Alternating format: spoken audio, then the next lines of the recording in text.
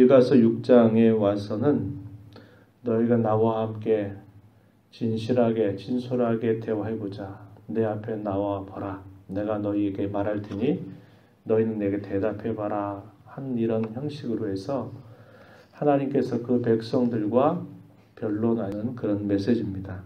이걸 두고 학자들은 뭐라고 말하면 언약적인 고소 형식이다 이렇게 말합니다. 하나님과 이스라엘 백성들 사이에 맺은 그 언약의 관계의 근거에서 하나님이 이스라엘 백성들을 법정으로 마치 불러내어서 미가 선지자를 대리인으로 세우고 산과 땅 증인으로 세우고 나서 이스라엘 백성들을 향해서 고소하시는 그런 패턴을 취하고 있습니다. 왜 산과 땅을 증인으로 삼을까요? 언제나 하나님이 지으신 그대로 한결 같은 겁니다. 변함이 없어요.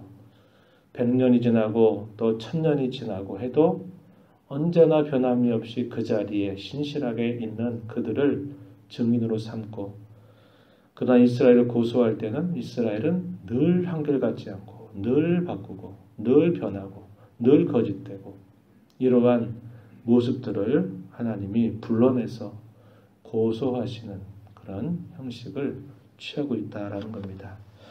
하나님께서 우리 같은 인생들을 얼마나 존귀하다고 하나님 그렇게 하실 필요가 있을까요? 그분이 말씀하셨고 말씀하신 것을 끊임없이 반역하는 자들을 향하여 굳이 무슨 법정에 불러서 얘기하겠습니까? 그냥 하나님 버려버리시면 됩니다. 그런데 하나님 어떻게 하시는 겁니까? 그분이 가지시는 변화없는 사랑, 언약에 근거한 사랑, 인자, 긍휼 이런 것들 때문에 하나님 그 백성을 끊임없이 불러내서 나와 함께 이야기하자. 내게로 나와라. 나와 함께 이야기해야 너희가 산다. 그러면서 하나님이 이 백성들을 향한 변함없는 하나님의 사랑을 보여주고 있다는 겁니다. 존귀해서가 아니라 그분이 존귀하게 여겨주는 겁니다. 저와 여러분도 마찬가지죠? 우리가 본래부터 귀해서가 아닙니다. 가치가 없어요. 그런데 하나님이 어떻게 여기세요? 가치 없는 저와 여러분을 아주 가치 있도록 있게 하나님이 그렇게 생각하시고 하시기 때문에 그래요. 우리가 교만해서 마치 우리가 뭐 큰 일이나 하는 것이냐? 그렇게 생각할 것이 아니에요. 하나님은 그분이 하신 그 약속에 근거하고 다른 그 어떤 것을 조건 삼지 않고 그저 사랑하시기 때문에 끊임없이 내게로 나와라. 내게로 나와서 함께 나와 이야기하자. 그래 너희가 산다. 너희가 나를 떠나면 허망하다. 너희가 무엇을 한들 그것이 너희의 배에 부르겠고 너희가 무엇을 한들 그것이 너희의 만족이 되겠느냐? 그렇게 될 수 없다. 허망하고 공허한 삶일 뿐이다. 내게로 나와라. 이런 말씀을 하나님이 하고 계시는 겁니다. 우리는 늘 바뀌고 늘 잊어버리고요. 늘 생각지 못합니다.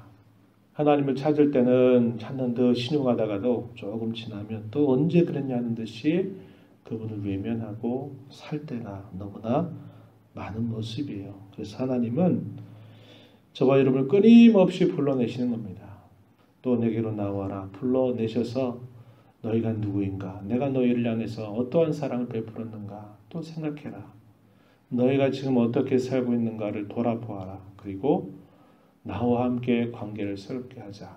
라고 하나님은 끊임없이 저와 여러분을 불러내셔서 그분의 음성을 듣게 해주신다라고 하는 것입니다. 뭐라고 청산하기 위한 목적이 아니고 다시 맺어진 그 관계를 새롭게 하려고 하나님이 불러내신다는 겁니다. 그런 은혜를 받고 주 앞에 나온 줄 알고 언제나 그분이 뭘 말씀하시는지 그분의 마음을 읽어야 됩니다. 그저 겉으로 듣는 귀, 그러다 또 잊어버리고 망가간 게 아니라 그분이 어떠한 심정으로 어떤 마음으로 우리에게 그런 말씀을 하시는가를 귀담아 듣는 것으로부터 하나님과 맺어진 관계가 새롭게 될 수 있음을 우리는 배울 수 있습니다. 두 번에 걸친 그런 마치 물으시고 답변하고 물으시고 답변하는 이런 형식으로 주어지는데요. 1절부터 5절 내용에서는 하나님이 처음 먼저 이야기를 꺼내시는데 그 이야기는 뭐냐면 내가 너희와 맺었던 내 모든 약속과 언약은 내가 이제까지 신실하게 다 이행해 왔다라는 사실을 이야기하십니다. 3절 말씀에 가서 보면 내가 무엇을 너희에게 행하였으며 무엇에 너를 괴롭게 했느냐 그런 적이 있느냐 한번 생각해 봐라. 이렇게 말씀하시면서 그 백성들을 위해서 하신 일에 대해서 나는 너희를 애굽 땅에서 너희를 값을 지불하고 너희를 속량해냈다, 구원해냈다, 건져냈다 하는 말씀. 그들을 인도하기 위해서 하나님이 직접 그들을 다스리는 게 아니라 그들 중에 사람을 세워서 하나님이 그들을 인도하셨습니다. 모세와 또 아론 그리고 미리암과 같은 그런 인물들을 하나님의 앞서 세워서 그들 인도하는 자들로 보내셨다라는 말씀 4절에서 말씀하시고요. 5절에서는 그 백성들이 이제 요단 동편 쪽을 향해서 진행해 갈 때 모압 왕 발락이 이스라엘 백성들을 두려워하여서 거짓된 선지자 발라함을 불러서 그들을 저주하도록 3번이나 시도하는 일들 속에서도 하나님은 저주하는 입술을 바꿔서 오히려 축복하게 하시는 것으로 하나님은 그들에게 기적을 행하셨음을 이야기합니다. 가나안 땅을 향해서 들어오는 그런 여정, 요단강을 건너게 된 그 기적 같은 사건에 대해서도 그들에게 생각해 보라고 말씀하십니다. 그러면서 5절 끝에 보면 마지막 절 5절 끝자락에 보면 뭐라고 말하면 그리하면 나 여호와가 공의롭게 행한 일을 알리라 이렇게 말하는데 번역 잘못된 겁니다. 공의롭게가 아니에요. 옛날에 번역본이 제대로 돼 있어요. 의롭게 행한 일을 너희가 알 것이다. 의롭다라는 것은 하나님이 하신 그 약속에 그분이 신실하게 그 약속을 신실하게 이행했다라는 걸 두고 의롭다라고 말하는 겁니다. 개역개정을 바꾸면서 번역을 그릇 번역해 버렸어요. 이런 표현이 하나님의 공의와 의로움을 혼동해 가지고 그저 번역을 그냥 잘못해 버린 겁니다. 정확한 표현은 공의가 아니라 의롭게 행하신 일. 이 말은 하나님이 하신 약속대로 하나님께서 그대로 빠짐없이 실패하지 않고 그대로 이행하셨다라고 말하는 겁니다. 이것은 하나님 편에서 세우신 그 약속에 대하여 나는 내가 할 일들을 끊임없이 이제까지 하나도 내가 이행하지 않은 게 없이 이행 잘 해왔다라는 사실을 그들에게 일깨워 주시는 겁니다. 이렇게 하나님이 말씀하니까 어떻게 반응을 해야 될까요? 그 반응에 대한 이야기가 6절부터 8절 이야기입니다. 우리가 주일날 살폈던 이야기예요. 참 종교가 뭔지 설명하는 겁니다. 참 종교는 겉껍데기만 가지고 하나님 앞에 나오면 되는 것이 아니라 그 내용을 가지고서 하나님 앞에 나와야 된다라는 걸 얘기합니다. 제사나 번제 자체가 값이 없다, 무가치하다 그걸 말하는 게 아니고 제사와 번제는 그것이 하나님 앞에 소중한 것인데 그것이 진실로 소중하기 위해서는 그에 합당한 삶의 모습과 열매를 가지고 나와야지 그것이 제사답고 번제다운 것이다. 오늘날로 말하면 예배라는 겁니다. 예배. 일주일 동안 흩어져 살면서 하나님 말씀 상관없이 자기 하고 싶은 대로 다 알고 살고 나다가 주일날에 대해서 하나님 앞에 예배하면 그 예배가 하나님께서 기뻐 받으실 만한 것이 되겠습니까? 안 돼요. 우리의 삶의 열매를 가지고 하나님 앞에 나아가는 겁니다. 부단히 살려고 하나님의 은혜를 구하면서 살다가도 쓰러지고 연약해서 허물과 죄를 지고 가지고 하나님 앞에 나와서 마치 고개를 들 수 없는 것인 양 낮아진 마음으로 겸손한 마음으로 하나님 앞에 머리를 숙이는 자리가 예배의 자리입니다. 그런 어떤 우리의 신앙의 마음과 점검 없이 그저 시간 돼서 예배하는 장소에 나가서 하나님 앞에 찬양하니까 찬양하고 기도하니까 기도하고 그렇게 하는 것은 예배의 의식은 참여하는 것일지라도 예배를 경험하는 것은 아니다. 이게 성경의 가르침이에요.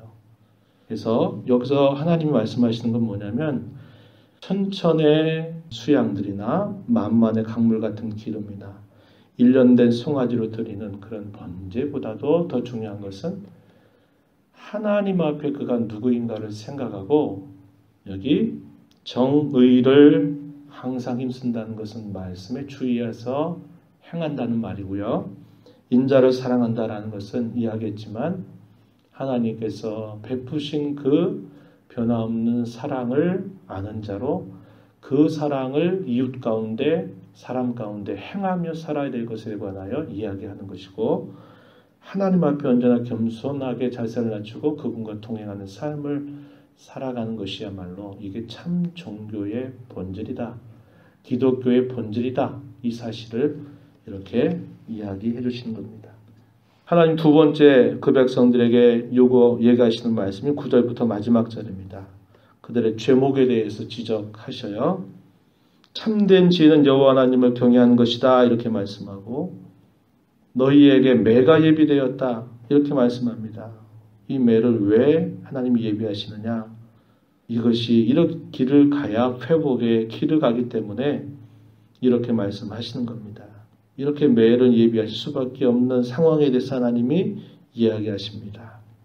10절 보면 악인의 집에 있는 불의한 재물, 축소시킨 가증한 에바, 측량단이죠. 에바라는 게 단인데 측량한 단위를 속여서 자기 거짓된 이익을 추구하는 것, 불의한 어떤 탐욕 이런 것들을 이렇게 비유적으로 표현한 것입니다. 부자들은 강포가 가득하고 그 주민들은 거짓을 말하니 그 혀가 입에서 거짓되다 이렇게 말씀하는 겁니다. 너희가 이러하니 내가 매를 예비하였고 너희가 이렇게 계속적으로 간다면 너희가 무엇을 하든지 내가 다 공허하게 만들어 버릴 것이다. 그 이야기가 13절 이하입니다. 병들게 하고 황폐하게 할 것이다. 먹어도 배부르지 못할 것이고 감춘다 하더라도 보존되지 못할 것이고 보존된 것일지라도 칼에 붙여버릴 것이라고 말씀하시고 씨를 뿌려도 추수하지 못할 것이고 감람 열매를 밟아도 기름을 내 몸에 바르지 못하고 포도를 밟아도 술을 마시지 못할 것이다. 너희의 삶은 다 공허하게 되고 말 것이다. 허무하게 되고 말 것이다. 이것을 하나님이 말씀하시는 겁니다. 그러면서 그들에게 하나님을 향해 돌이킬 것을 계속 말씀하시는 그런 내용이 후반에 주어지고 있음을 알게 됩니다. 하나님의 마음을 헤아리십시오. 그분이 뭘 원하시는지를 순간순간마다 물어야 됩니다. 그것으로부터 하나님을 섬기는 참된 섬김의 길이 시작됩니다. 그 사실들을 저와 여러분이 기억하고 오늘도 하나님이 우리에게 주신 이 날을 시작하면서 가정에서든 일터에서든 만나는 사람 속에서든 여러분이 하나님의 자녀임을 기억하시고 하나님이 뭘 원하시는지 그것을 마음에 두고 결단할 것 결단하고 끊을 것 끊고 돌이킬 건 돌이킨 자로 살아가는 저와 여러분이 되어야 할 것입니다. 이러한 삶이 오늘도 주의 은혜 가운데 힘써가게 되기를 진심으로 바랍니다. 하나님 아버지 감사합니다. 오늘도 저희들에게 주의 인자하심과 긍휼하심을 더하셔서 아침마다 베푸시는 주의 인자를 또 맛보게 하시고 주의 면전에 나와서 함께 말씀을 들으며 하나님의 마음이 어떠하신지를 살펴봅니다.